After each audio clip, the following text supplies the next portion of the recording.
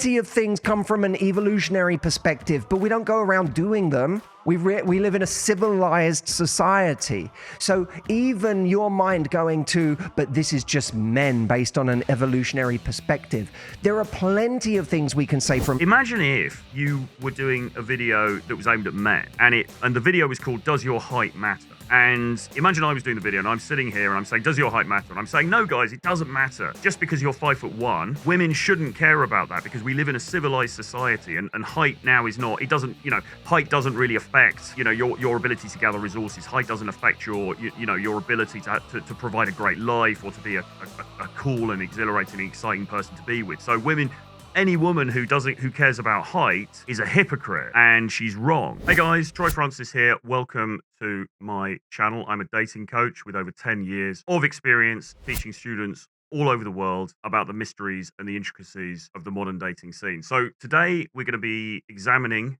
and reacting to a video by none other than Matt Hussey. Matthew Hussey is a acclaimed British dating coach. He has nearly 3 million subscribers on YouTube, and he largely, well, I think predominantly caters to women. So his dating advice is aimed at women, helping them to achieve better results in dating, have better sex lives, to find better partners, and so on and so forth. The issue is, though, is his advice actually any good? One of the things that I've observed over the years, teaching mainly guys, but also working with some women as well, that often the advice that's given to women is a bit substandard, okay? It's a bit sugar-coated. It's kind of pandering to women. It's not giving them the real deal. So without further ado, we're going to have a look at this video now where Matt is discussing body count, and we're going to see how it stacks up. I imagine that George Clooney didn't start that relationship by saying, how many men have you slept with?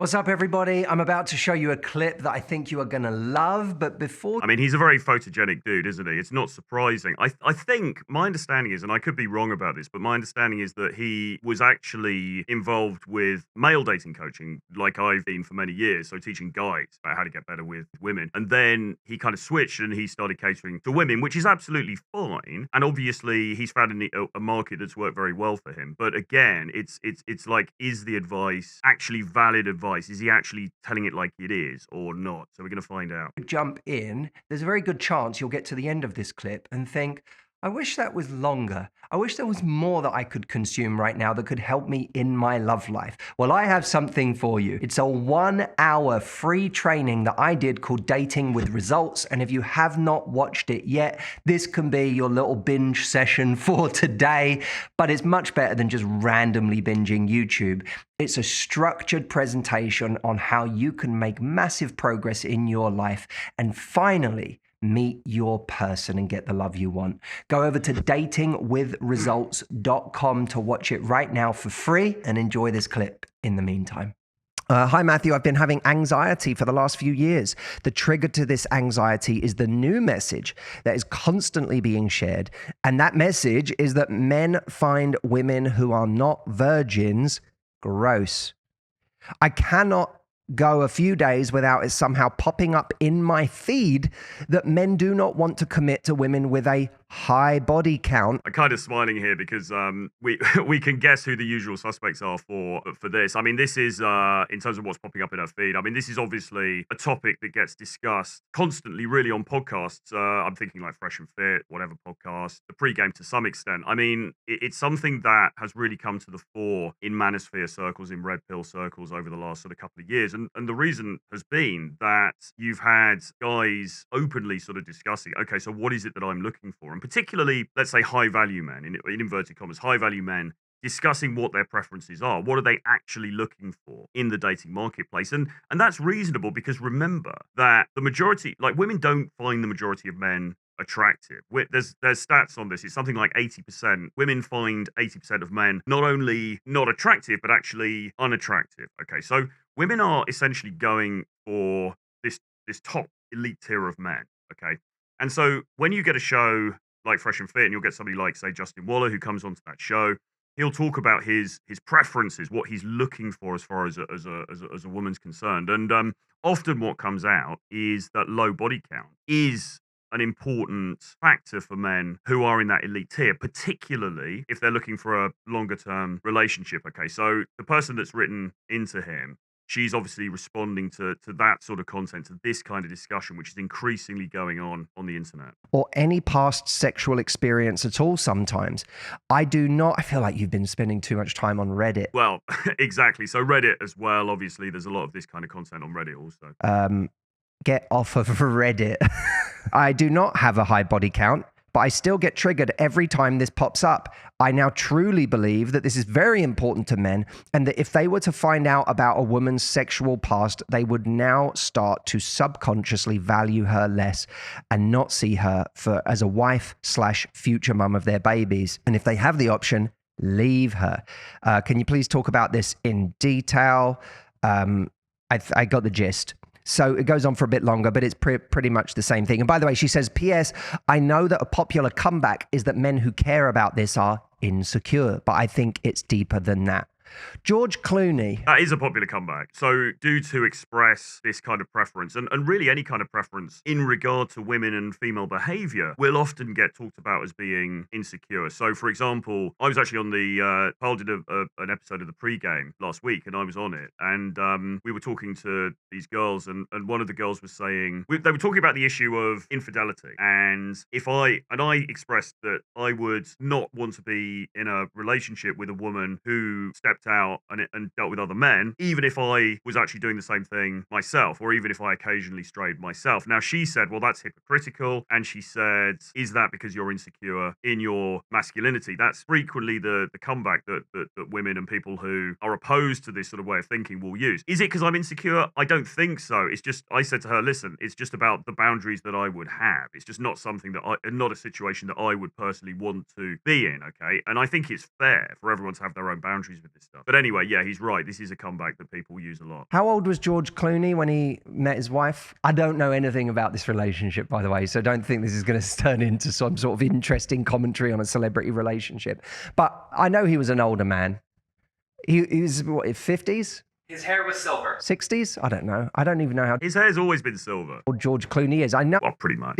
I know he didn't meet her in his 30s or 20s, and I also know that she is not in her 20s, right? So I imagine that George Clooney didn't start that relationship by saying, how many men have you slept with? Okay, so actually, I looked this up. So George Clooney was 52 when he met Amal, and Amal was 35. So there was like a 17, 18-year age gap. So he was an older guy. He was a silver fox. She was, as I say, mid-30s. So he's right. The likelihood is that she probably had a number of previous partners. I don't know how many, but I think it's safe to assume that's probably the case. Now, the one thing that I agree with here is I very much doubt that George Clooney on that first date said, so how many people have you slept with? And thank God for that. And I think that all men should take a note out of his book, should take a leaf out of George Clooney's book in that regard, because the problem with the fact that this has become a sort of online topic of conversation now is I can't think it's ever a good idea for a dude to be dropping that in the conversation on the first date or in the first couple of meetings. It just seems like a terrible, terrible, stupid thing to do that's going to be counterproductive. But look, reality is it kind of depends what you're looking for.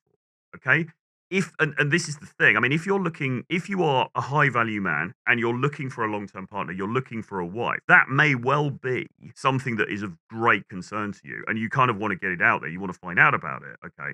But then you have to ask yourself the question, well, why are you actually looking for that? Okay. Because if you're a high value man and you've got options and theoretically the dating marketplace is wide open for you, then what are you putting yourself in a position to get embroiled in a marriage or like a sort of committed long-term relationship with this woman for anyway? Okay, so we'll get into that in a moment because there are valid reasons. The main valid reason, of course, is having kids. You know, it might be you want kids, and so therefore you're thinking about these things. But I think the problem with using sort of like Clooney as an example is, firstly, he's a celebrity, so that means that the whole thing is sort of skewed somewhat because he's a world famous movie star. But even more than that, just because it's George Clooney and, you know, he's very cool on TV on those adverts that he does, and he was very cool as Dr. Green in ER back in the day or whatever it was, and he's been in all these movies, it doesn't necessarily mean that he is the yardstick for a pragmatic approach when it comes to dealing with women. Okay? It just, in fact, often what happens is that those guys, they've had a lot of success in their careers. They're world famous. They've got money, etc. Right? So they don't really have to they haven't had to learn about the realities of intergender dynamics because they've just had women throwing themselves at them. Okay, so I wouldn't necessarily look to someone like Clooney or Brad Pitt or any of these people as a sort of the North Star of like knowledge around this stuff. I mean, it seems like Leo DiCaprio is pretty has got his own way of doing things, but I'm not sure George Clooney. So he's gone for this lady who's in her mid-30s. Could he have gone with a younger woman? Probably, if he'd wanted to. But he's gone for somebody who was significantly younger than him, but it was sort of in a socially acceptable bracket, if that makes sense. And you're right, he probably didn't ask her about her body count, and that was, I would say, is the correct thing to do. But you've got to ask yourself, why was George... Because George Clooney was famously a bachelor for so long. You know, he lived the dream for so long, and then he meets a Mal, and suddenly it's game over. You know, why did he choose to do that? Because had he started the conversation that way, it would have been an obvious answer. Plenty. I'm an adult woman who's been around for a while. I'm not someone, you didn't meet a 21-year-old or you didn't meet an 18-year-old. You met someone who's actually been around for a minute and has had other relationships, George. At a certain point, I feel like men have to give up. There's a time in their lives where men have to give up on that game. Unless you want to date 21-year-olds for the rest of your life, at a certain point, you have to say, well, it doesn't sound all bad, Matt. What's wrong with that? I'm with has existed for some time before they met me. And unless they have been living under a rock and not wanting to meet anyone, not having any sexual experiences, they're going to have had some sexual experiences. So, and do you know what's really interesting? I want you to notice something. What was their name? Tammy? Was it Tammy? Tanny. The insecurity you have about this comes from the complete other direction too. So, I mean, we can see the direction that this is going in already, can't we? He's effectively pandering to her. He's pandering to Tammy or Tanny or whatever her name is.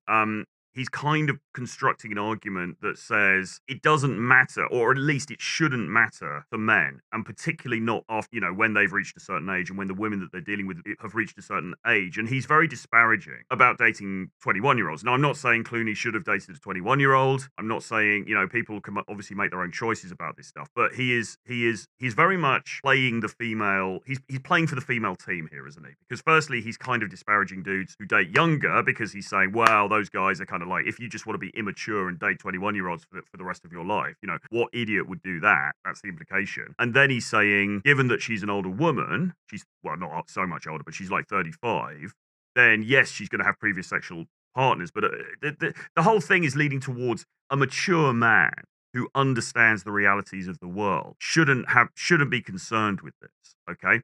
And now he's going to go on to make an adjacent argument. Let's just hear what he says. Women in the Love Life Club who say to me that they are a virgin at 35 and they're terrified of what a guy is going to think of them because they are a virgin. Yeah, okay, so fine, but that's sort of sidestepping the point a little bit, isn't it? He's then saying, well, women who have little sexual experience are also going to be insecure. That may well be the case, but we're now not really addressing the main issue here, the main meat and drink of this, which is high body count a problem? And clearly, for a contingent of men who are, have a considerable degree of wealth and influence, and they have options in the dating market, clearly it is. Not George Clooney, perhaps, but certainly there are other dudes for whom it is an issue. Whatever it is, you can find a reason, you can find a story and a group of people that can help you create that story around why you should feel insecure about it. That woman that says, I'm still a virgin and I'm worried every guy's going to think I'm a freak, based on your narrative,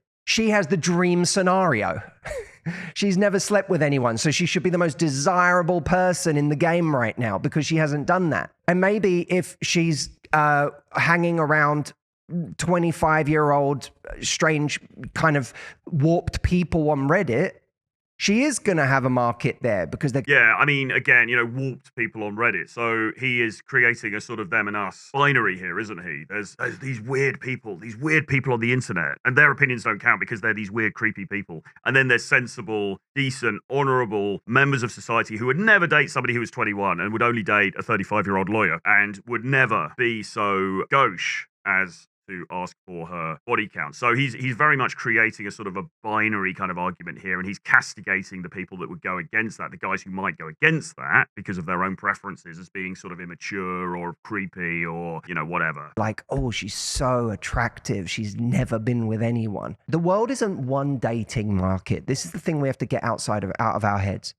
The world isn't one dating market. Well, he's right about that. I do agree with that, because the good thing for the woman that's written in here, the good thing for this woman that's written to him and asked this question, is that while you may have a bunch of people sitting on podcasts, predominantly in Miami, who've got a lot of money and they're living kind of a playboy lifestyle and they're having a great time, who are sitting there saying body count's important, body count matters, I'm looking for, you know, this and that. The truth of the matter is, the majority of guys aren't thinking that, because the majority of guys are thirsty AF, right? I mean, we have a thirst epidemic that's going on in the world at the moment, because there are so many dudes who are just not getting any action whatsoever. They're not getting any look in the dating marketplace. That this whole issue is gonna, they're not going to be bothered about it. Okay, so he is correct in saying this. I don't think this woman needs to worry unduly, because, you know, there's a 1,000% there's going to be some guy who just doesn't care because he hasn't had a girlfriend for a year. You know, if you look at the stats in regard to male virginity, we know that I think that's tripled over the last, 15 years or something. I mean, it's just, guys are finding it increasingly hard. Average guys, let's say, are finding it increasingly hard in the dating marketplace now. So on a demand and supply scale, she's going to be okay. She doesn't need to worry about what, Andrew Tate said on a podcast 2 years ago or something.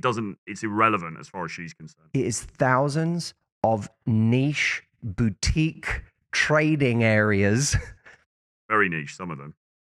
Between people who value different things. Imagine what is it in Turkey? The Grand Bazaar? Imagine Istanbul and Bazaar, and just everywhere there's a labyrinth of different areas trading different things based on what people want. What you put a premium on is different from what this person over here puts a premium on, and vice versa, which means that different people are valuable to different people. Yeah, I mean, look, as I said, the truth of the matter is, this woman doesn't need to worry that much, because there are enough guys out there. There are enough thirsty guys. There are enough guys who have resources and are probably decent looking and are probably alpha in a specific kind of a way, that I don't think, as long as she's not let herself go, as long as she's decently attractive, she looks after herself, she's pleasant to be around and all that kind of stuff, she's gonna find some dude who's gonna take her on. I don't think that's a problem here. However, we're still slightly dancing around the central key issue here, which is there an elite group of guys, however you want to determine that, but who probably have a very high income, they're probably very good looking, they're in great shape, they're sort of awash with opportunity, right, in the dating marketplace, in the sexual marketplace. Is there a contingent of those dudes who don't want women with a high body count? And the answer is obviously yes, there is. Okay, so as much as he's saying it's like a Grand Bazaar and there's niche markets and over here and blah blah blah,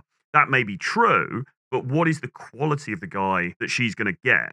Because if she has a very high body count, that's certainly going to shut her off some guys as far as her opportunities are concerned. And look, as we said before, the reality is most women are looking at that elite tier for who they actually want to get with. They're not looking for the dude who's like lower down, who has fewer options. They're looking for the dudes at the top who have the most options. So, it's very nice sounding what he's saying, but I don't think it quite addresses the core issue here. No one dating market. You're treating it like there's one dating market because you spent too much time on the internet in one particular area of the algorithm. And now the algorithm is serving you every title it can find on why women become unattractive the moment they've slept with more than one person. And that's coloring your narrative.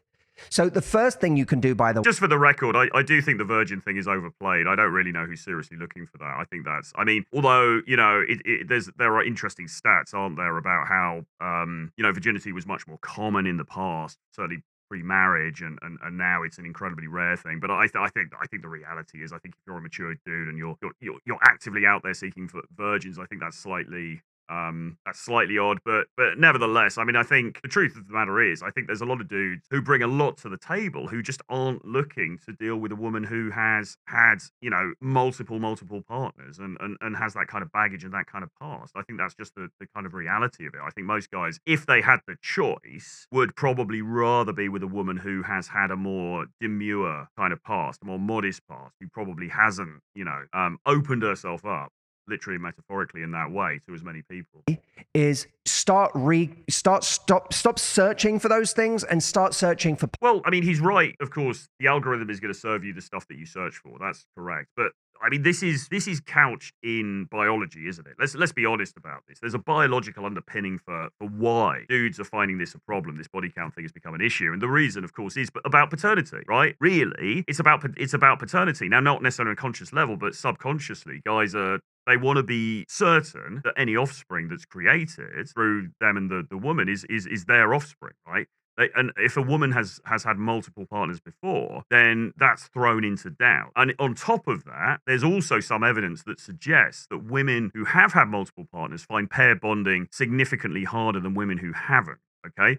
So there's that aspect of it as well. And if guys are clued up on that, and really you don't have to be, a PhD student to get that. It kind of stands to reason. Well, if she's had a lot of sexual partners in the past, maybe she's cheated in the past, then it's probably on the scale of probabilities more likely that she's going to, potentially cheat on you. Then it's not surprising that guys are going to sort of be resistant to that, right? Or a certain tier of guys are going to be resistant to that, who maybe have other options to meet women who don't have that baggage. Material, so that the algorithm online starts feeding you positive material, or search in an incognito window so that the algorithm is no longer serving you up the stuff that is your biggest fear, which it will gladly oblige in doing for as long as you let it.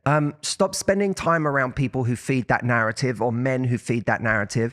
And in case you feel I am copping out on your question that, you want He's a bit to avoid saying that men who care about this are insecure, there are obviously going to be some men who care about that. They're not men that I hang around. None of the men that I hang around get into a relationship and start by saying, how many people have you been with in the past? Well, no, that's fair enough. And I mean, as I said earlier, I wouldn't start off like that either, right? It's not a question I would ask, or if I was on a first date with somebody, it's not a question I would ask if I was, initiating something. But the thing is, the truth is, again, I go back to what I said before. It depends what you're looking for. Now, normally, if I start to deal with a woman, firstly, I'm not really looking for a long-term relationship at the moment anyway. So that's one thing.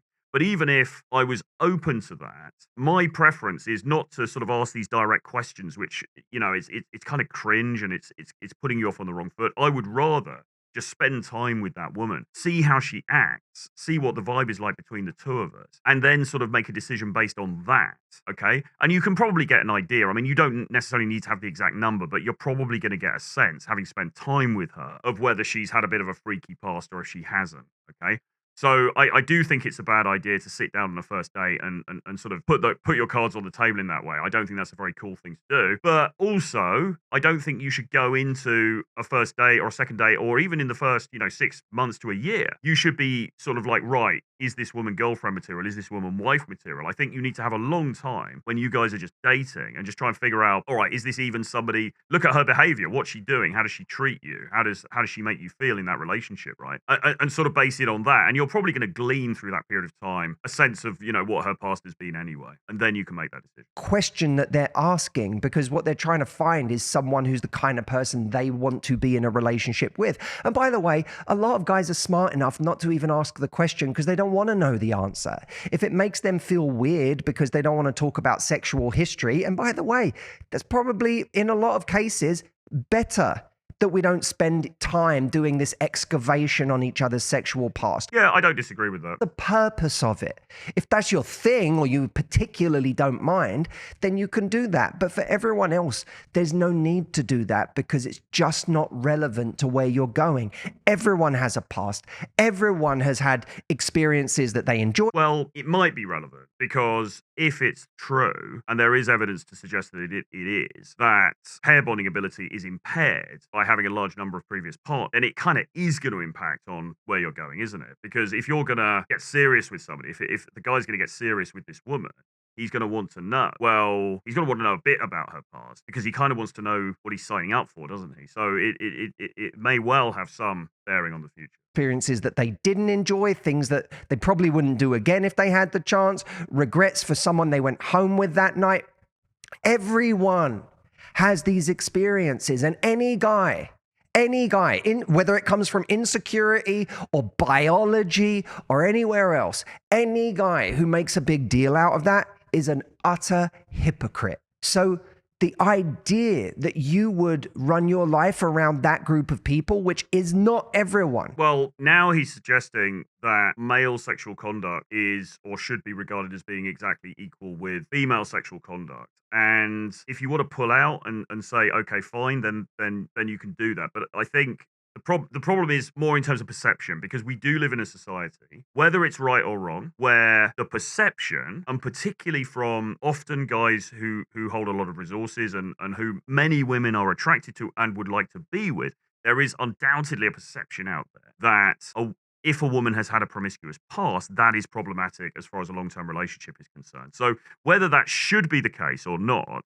whether that societal norm is fair, I mean, it's not fair probably, because guys, as we know, guys who are players are often lauded for being players, okay? And women can say, well, that's not fair, and it isn't. But the fact that it exists means that women would need to think about this at least. They'll need to think about this in terms of the men that they're going to attract as they move forward. And then there are arguments about why it's different for men. Men being more driven by sex, men being able to sort of compartmentalize sex away from emotions more effectively than women are able to do.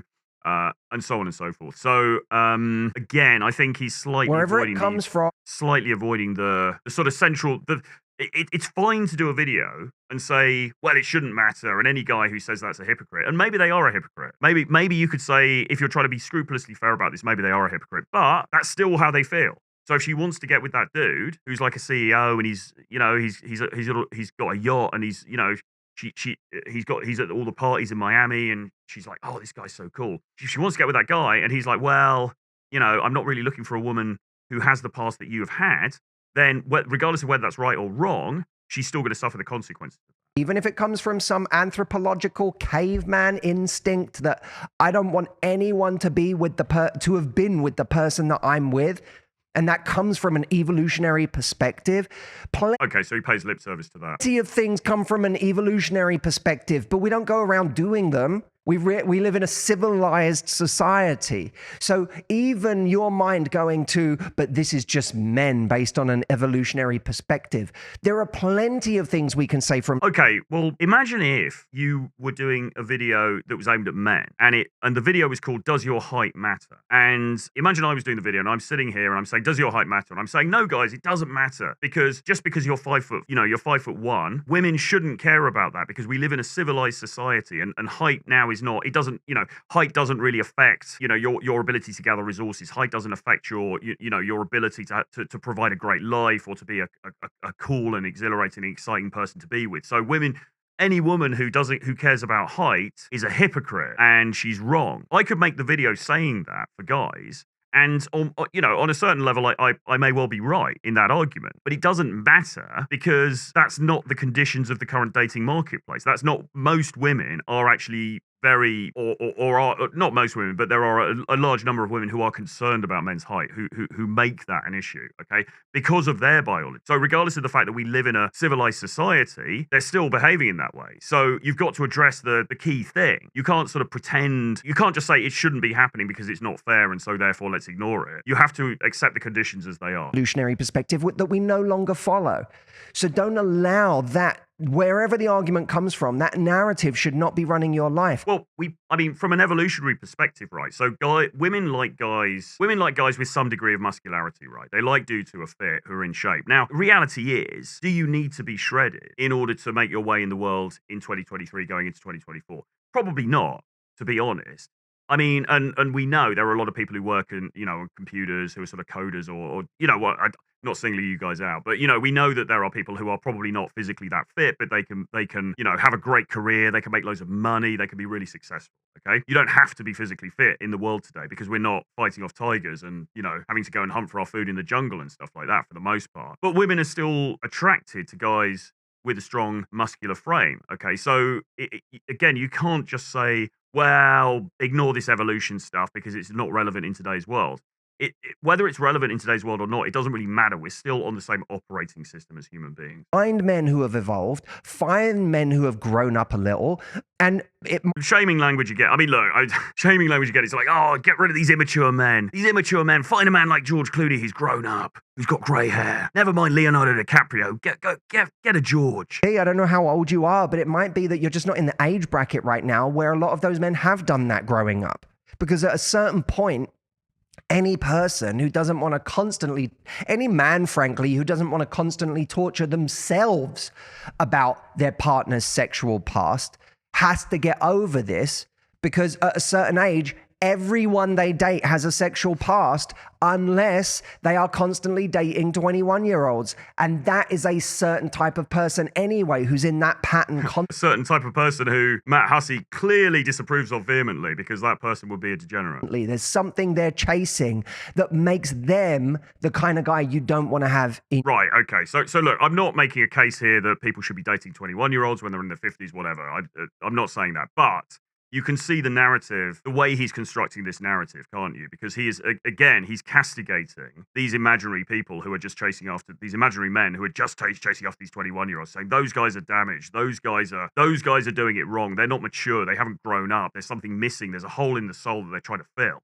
Okay? You don't want to be with those guys. You want to be with this guy over here who's got over it, who's not going to ask about your past because he's civilized and he's evolved and he's mature. And he's above his biological programming, okay? It all sounds very nice. It's very comforting for the woman who's written in. We don't know how many people she slept with or whatever, but it's very comforting for her. So it's great as far as what he's trying to do.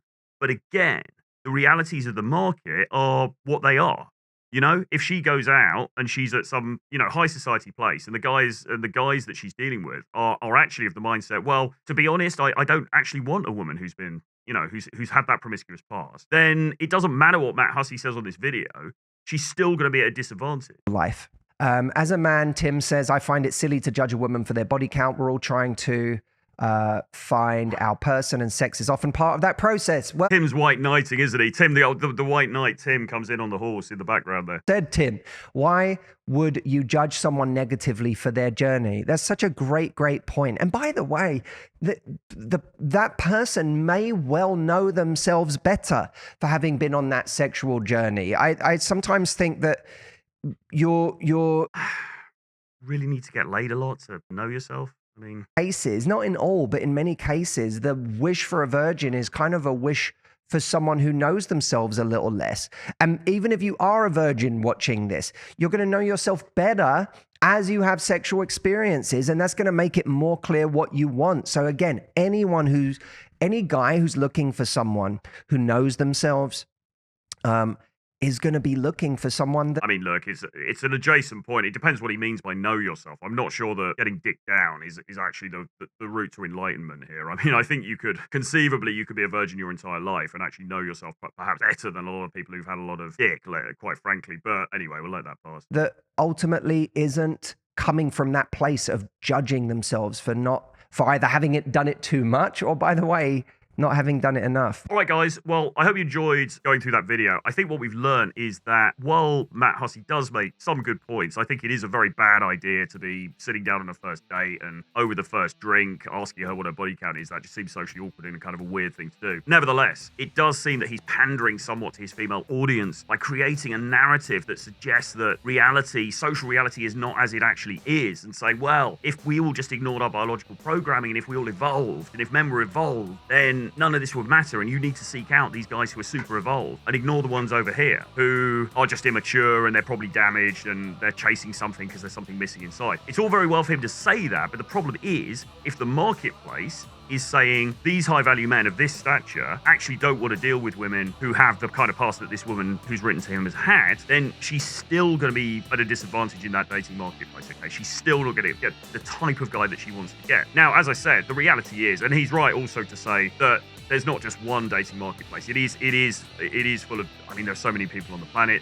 There are many, many different niches. I think she will find somebody. Whether that person is going to be of the quality that she would most like is another thing. And that's what she needs to be mindful of. Anyway, hope you enjoyed the video. Please do like, subscribe, and share this channel so that we can grow and push ourselves up through the algorithm. Join me in the next video. See you soon.